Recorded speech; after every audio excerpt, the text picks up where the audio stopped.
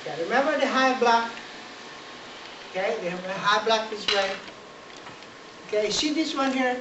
This is too close for me. Okay, even though like this, he can intercept. Watch this one. He cannot intercept this. Now I'll put it in the back. See? Right? That's two things, right? The other one, you can, if you fast, you can do that. Or either, if not fast,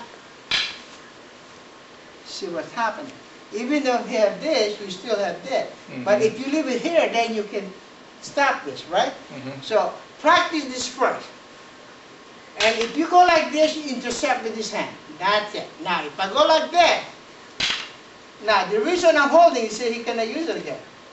Now, he don't know where I'm going to hit because I got too much. There you go.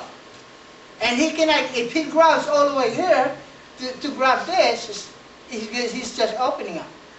But at the same time, I grab this and then I can take this off. Okay? So you have two choices. Practice first. When you go this way, I want somebody to intercept and do that. Okay, try that, and then after that you go, you block the same way, only this one here. Okay? Now you cannot really get there. Right? There's two things. Go ahead.